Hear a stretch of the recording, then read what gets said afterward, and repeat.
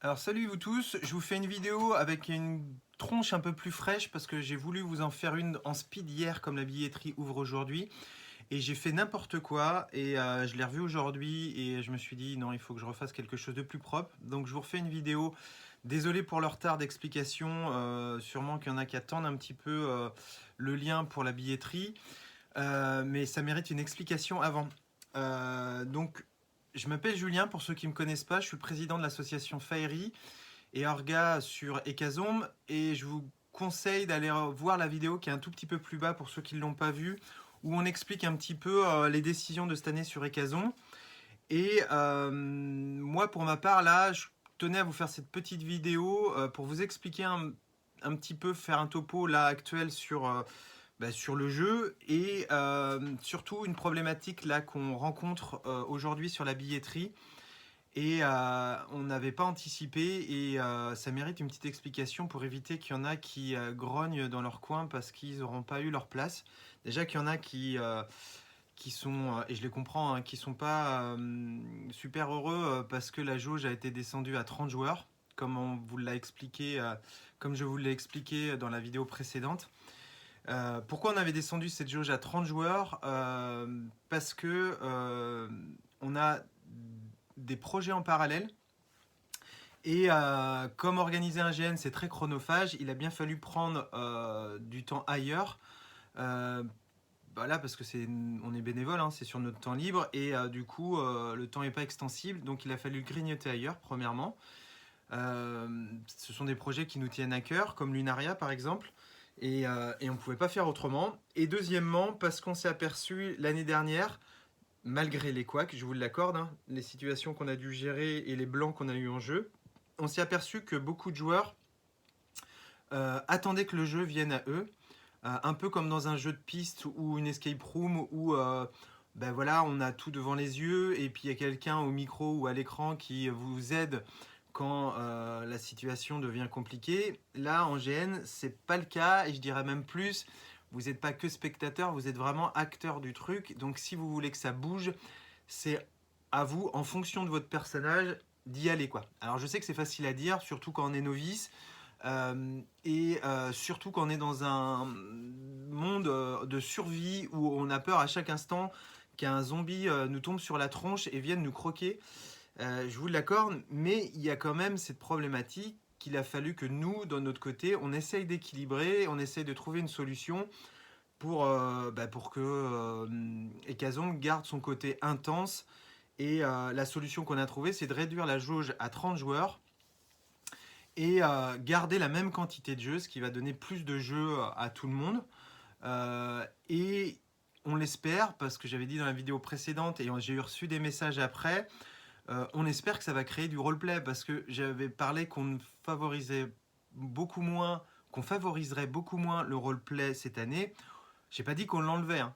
J'ai juste dit qu'on allait vers quelque chose pour apporter du jeu aux joueurs et pas dans le sens inverse, créer des choses en sachant que les joueurs font du roleplay. Je sais pas si vous me suivez, mais on part pas du principe que le joueur comment dire, crée son jeu.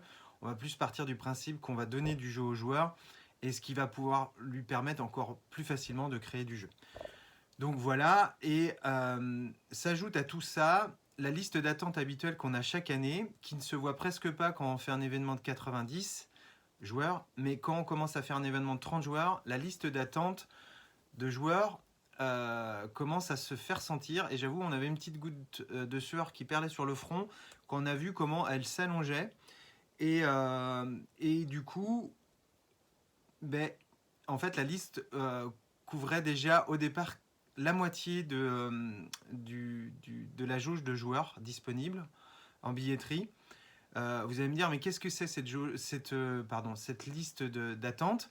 Ben, ce sont toutes les personnes qui sont près de Faerie. C'est-à-dire, ben déjà, il y a les membres qui sont prioritaires sur tout le monde, ce qui est tout à fait logique. Donc, on met en premier sur la liste les membres de l'assaut. S'ils veulent participer, ils sont prioritaires. Ensuite, on vient en deuxième les gens qui ont aidé de près ou de loin Faerie dans l'organisation, dans les jeux et tout ça. Et en troisième viennent les habitués au jeu, avec qui on a sympathisé, certains même sont devenus amis, et tout au moins on est en contact avec eux, et on trouve ça normal que tout ce petit monde ait un privilège sur des places publiques. Et ça va un petit peu dans l'idée de la famille qu'on a et qu'on veut faire et faire perdurer de Fairy. Là, on voit que ça a coincé au niveau de la billetterie parce que y en a qui sont. Alors déjà, le lien privé, parce que la billetterie, on ne l'a pas ouverte, mais on l'a en lien privé qu'on a partagé avec ces gens-là. Il a un peu fuité sur d'autres joueurs qui n'étaient pas sur la liste. Alors certains étaient légitimes parce qu'ils n'avaient pas été notés, s'étaient pas réveillés, peu importe, mais c'était des habitués du jeu, de l'assaut.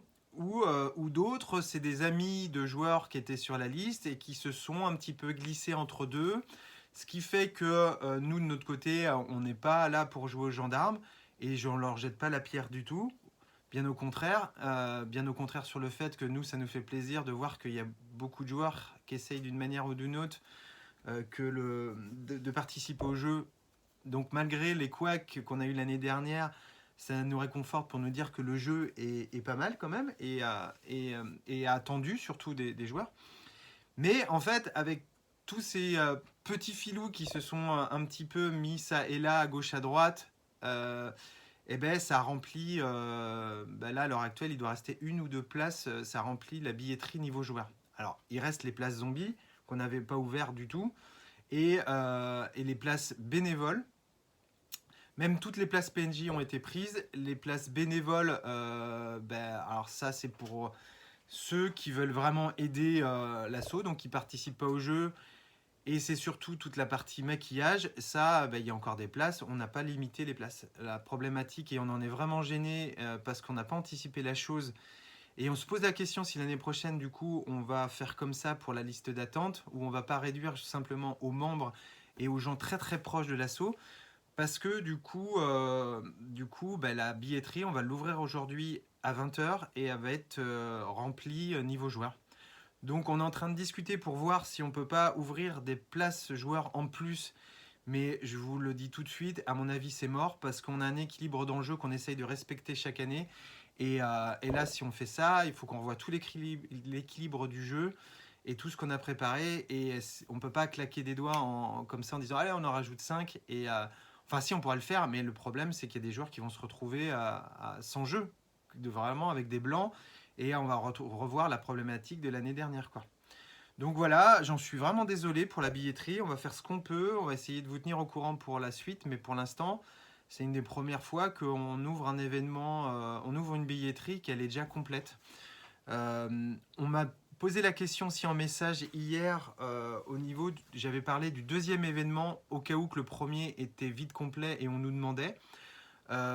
C'est encore en discussion parce que ça demande beaucoup d'orgas et surtout la problématique c'est au niveau des maquilleuses et qu'Azombe demande un minimum de maquilleuses et les pauvres qui puissent tenir toute la journée et ça c'est compliqué à avoir contrairement à d'autres GN. Donc on en discute, c'est là, on va voir si on a beaucoup de demandes. Pour l'instant on en a un tout petit peu. Je verrai suite à cette vidéo et l'annonce de l'ouverture de la billetterie s'il y a des gens qui nous demandent et s'il y a une grosse demande, je pense que n'hésitez pas. Hein. Je pense que ça poussera un peu tout le monde peut-être à faire un deuxième événement.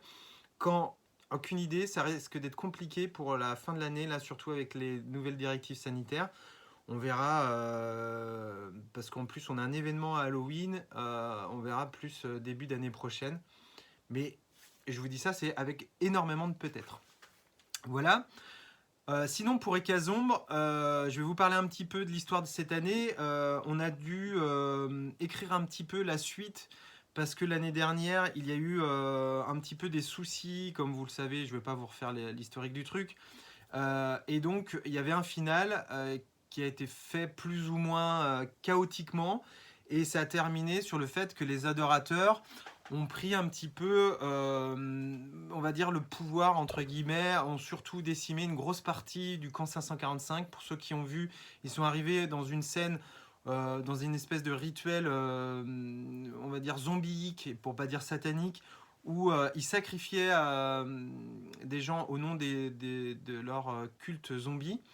Et vous avez toujours en parallèle les pillards qui ont foutu un peu la zone, ce qui fait que maintenant, cette année, on se retrouve avec un poil de moins de joueurs. Ça va dans la logique de ce qu'on a choisi. Et deux camps.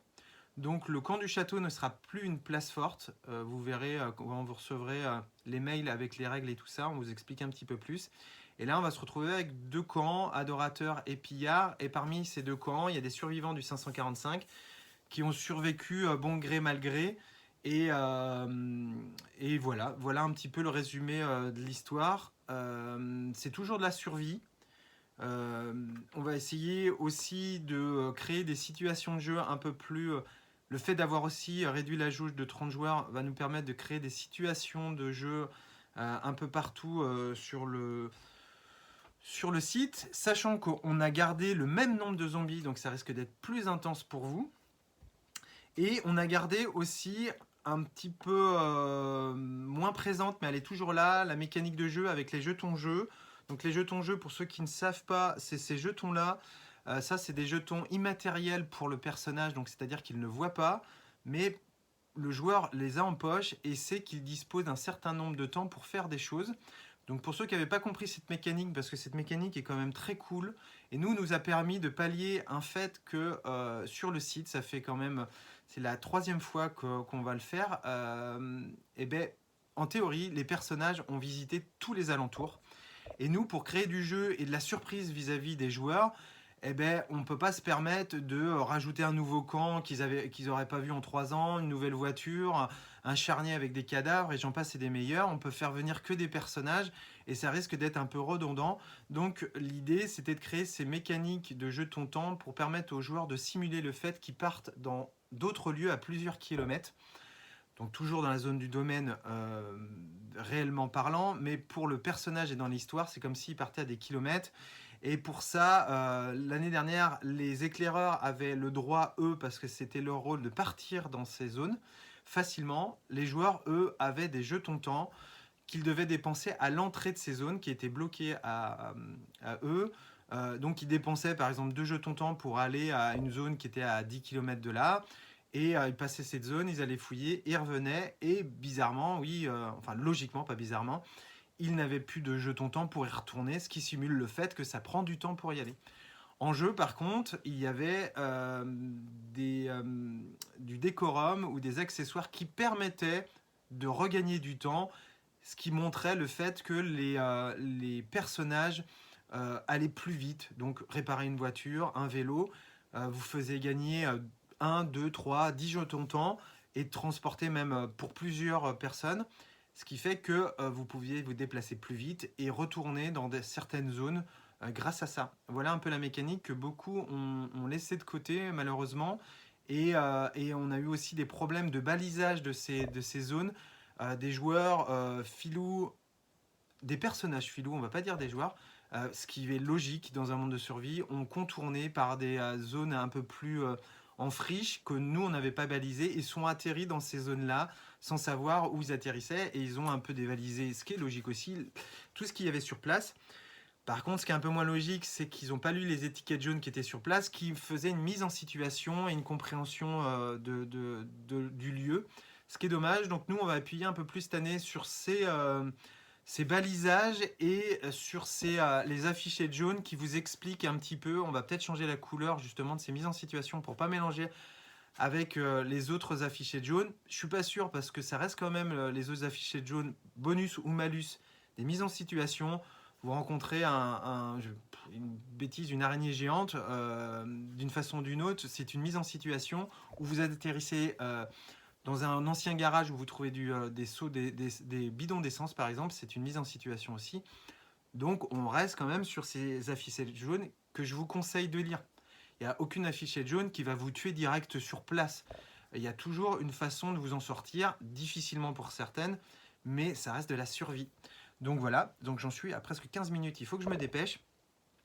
Vous allez remarquer sur la billetterie qu'on a enlevé, vous avez pu voir sur l'affiche, pour ceux qui sont plus curieux, qu'on a enlevé le repas.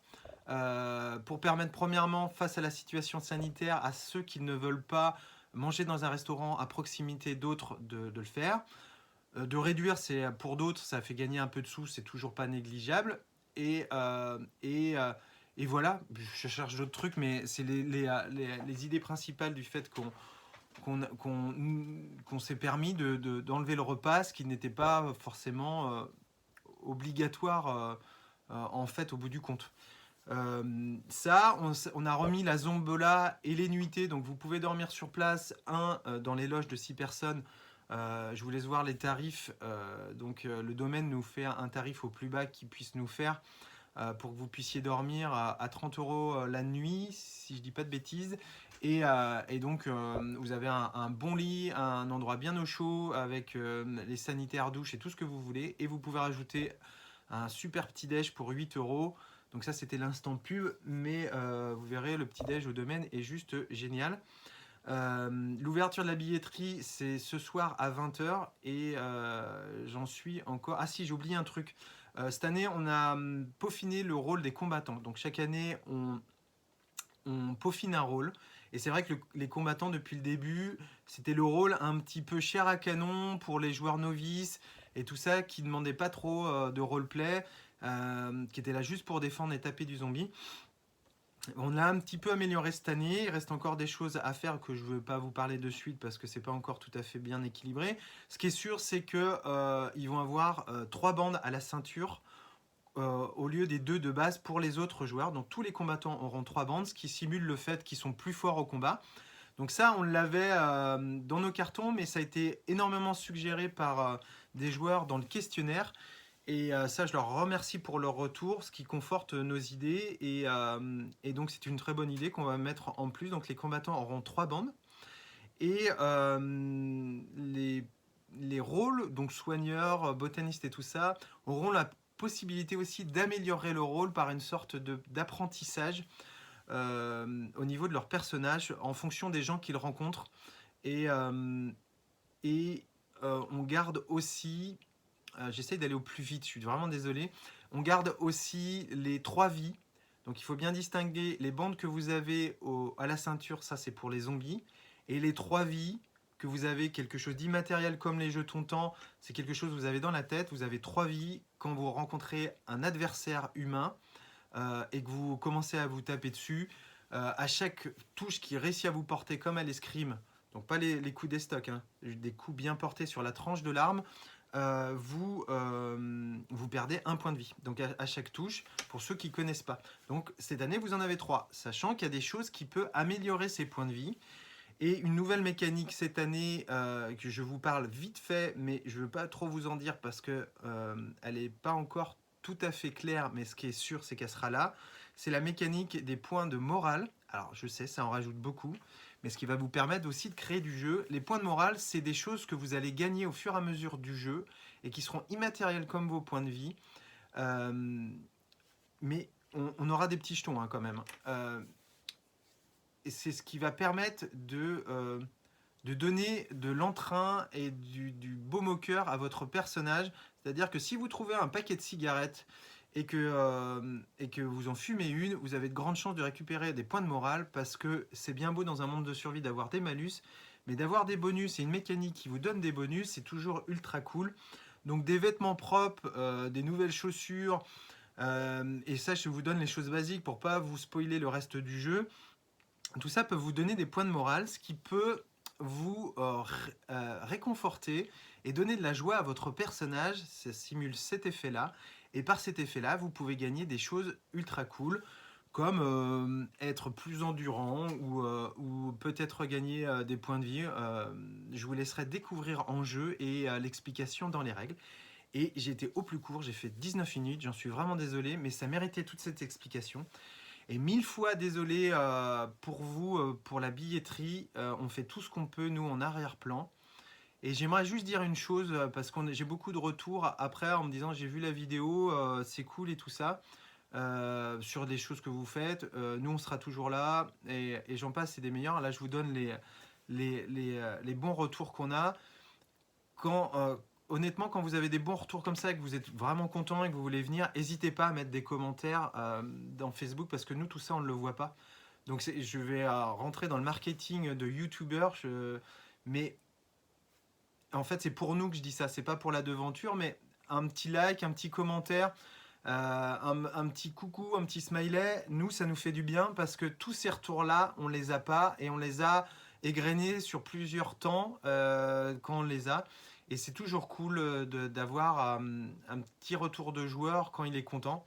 Franchement, ça fait vraiment plaisir. Merci à vous en tout cas d'être là, de nous montrer que la billetterie peut être remplie en l'espace d'une journée sans qu'on partage le lien. C'est juste fou. Alors, je suis d'accord, c'est pour un jeu de 30 joueurs, 15 zombies, donc on arrive à 45, plus les PNJ, que je vous dirai pas le nombre pour vous pas spoiler le jeu. Sachant que je vous dis 15 zombies, mais il est toujours faisable que la jauge s'agrandit parce qu'elle n'est pas bloquée, donc c'est minimum 15 zombies, donc on peut arriver peut-être même à 20, 25. Donc on arrive à un jeu de cinquantaine de joueurs. Je sais que c'est plus facile à remplir, mais quand même, les autres années, les jeux se remplissaient ultra vite. Là, il s'est encore rempli 2 fois plus vite et c'est que du bonheur en barre. Merci à vous, je vous souhaite un très bon week-end. Je vous dis à très vite et prenez soin de vous. Salut!